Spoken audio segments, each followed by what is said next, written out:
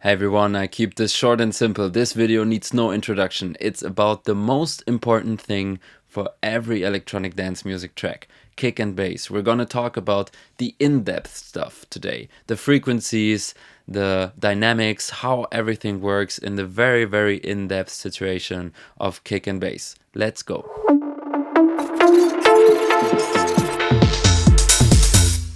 It's the most important thing actually for any dance track. And I have to say that it's really something that's not easy, and it takes a lot of practice and a lot of time. And also, it takes knowledge. And knowledge comes either from experiencing yourself, doing experiments and then having experience out of this, or it comes from learning from others. And you need both. And you mainly need to experience it yourself. But some help from others, some tips is really cool. And this is what we're trying to where we're trying to go now. What I'm not gonna tell you is where to find the best kick or how to create your coolest bassline patch, but rather I want to go a little bit more in depth into like the more detailed structure of this element, the kick and the bass, and how it works together and where problems can occur, and also how you can actually place them. Because when I played this kick and bass for you that I used in this track, maybe you will think, oh, that's normal. Maybe you think, sounds a little deep, like very low frequency-wise. And you're totally right. The bass line sits at 35, 36, 37-ish hertz. And that's actually very low. So you might have seen some videos on the YouTube channel where I explain that usually you want your focus of the sub bass around here. You maybe want to go from the F1 45 to, let's say, maximum A 55. So there's only a 10 hertz range where usually you would place the main bass element of your track, so most likely your kick. In this track, I completely broke this rule. And I did it because I knew how to handle it, and I want to talk about this today so you also know how to handle this, and you also know when maybe it doesn't work. So D is a lot lower than F. Maybe 10 hertz doesn't sound much, but if you think about it the other way, that the whole range that I told you is good is only 10 hertz, going another whole 10 hertz down is pretty low. So there's in between, there's an E, a D sharp, and a D. And then, right, then only we come to the D here. And the question is now, is that still okay? Can I even go lower? What about the E? What about the D sharp? Can I also use B maybe? What about C sharp? Should I use this C sharp or this C sharp for my lowest element? This is what we're going to touch on today. So we start with the kick. I used some samples from the Weltsound kick only pack, which you can get in the Weltsound shop. And I layered two different kicks here, and I actually just added a little bit of low end here through this Poitec EQ emulation.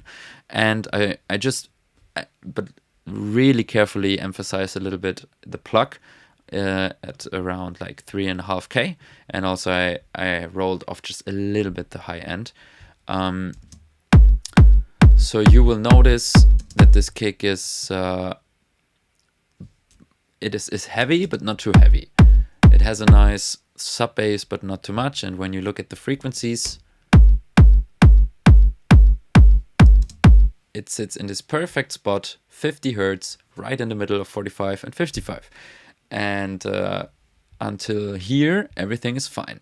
But what about the bass line? If we look at the bass line, I'm playing D notes only, and we have a sidechain here, and I'm taking out this one frequency here, which is a soft mixing decision, and it's really only a bassline patch, saw wave and another square wave. So how does this work now? You see that there's actually not many effects. On the group, of course, there's a little bit of fab filter, a little bit of neutron and some clipping as well. So in the end, everything is tight and squeezed together. You can see the kick still leads the whole low end. It's louder. But how do I make this decision? So basically what I think is, first of all, you have to ask yourself the question, what vibe do you want your track to have? Because I could also put this bassline on D1 instead of D0, which would give me this very bright feeling to the bassline compared to this, which sounds very low. We wouldn't have the problem if the track would be in G. Like our kick is in G, bassline is in G, makes perfect sense and sounds perfectly normal. If I go to G1, it sounds way too high. So there's not really a question. You're probably already, like, naturally you're deciding I go with the G0, F0, whatever. But now the D is kind of a weird one. F is actually the lowest we wanted to use, right? So what I said, and then maybe you think, okay, E is just a few hertz lower, like 42 or something. So I can do that. D sharp, I already squeezed the E in, so maybe D sharp is a little bit too low, so D's gotta be too low, right? So you go like this. But then you think, okay, this sounds a little too bright for my track. At least for me, it was like this in the track I was working on here, because the track has a very dark and like a fat rolling groove instead of this bouncy high groove. So I didn't want it to be on this D1, and I decided to go with a D0 because it feels darker, it has more power, and it has this super strong sub frequency here. But that begs the question now, what if I had the track in C sharp, or C, or B, or A sharp, or A? Can I even go with the lower A? Okay, this is pretty obvious that this doesn't work. It sounds so dark, like nothing. So maybe we try to C. This is where it gets interesting, because it's kind of a middle ground. So what I can tell you is E bassline can work. D sharp bassline can work. D bassline in the subs can work. It gets harder the lower you go. C sharp, I never did that, to be honest. I never did that. And C sharp sounds also pretty high. It's kind of too high and too low. It's weird. In the high frequencies it works better, but still, maybe you noticed that there's not many tracks in C sharp, which is D flat minor. So there's not many tracks in this scale. Maybe because of that. C works better in the upper frequencies, in my opinion. Sounds pretty cool up here. Still bright, right? So for this track would be weird. This is very low. Maybe if you don't have that many notes, if you have a bass line like this, it would be better. Because the more notes you have, the more you have those high frequencies that sound weird, also because they started from such a low frequency. And everything below B, I wouldn't go with that. I think B0 instead of B-1 sounds amazing. It almost has the vibe of the G A kind of area. And of course, even lower. So B and everything lower, like A sharp, A, I would always go in this octave. C sharp is a weird one. D sharp, and E for me always also works in the sub. And this is why there are also such cool scales, because you can have both vibes, right? You could go, and let me show you a little bit of the beat that I used here.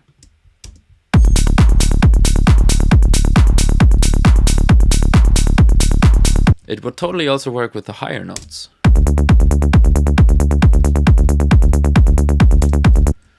But I wanted a different vibe. So make sure you always check the vibe that you want for your track. Now let me show you real quick how I process this. First of all, I have this Saturn Fab Filter multi-band distortion. I split into 2 bands, and the second one is disabled. There's nothing happening. It's only the first one here, the left one. It's split at 240 hertz. So I touch on the low end and like kind of higher bass frequencies, mid bass frequencies. You can here there's the thumb of the kick, but also the sub area. And what I did is just apply a little bit. This, maybe we can see this.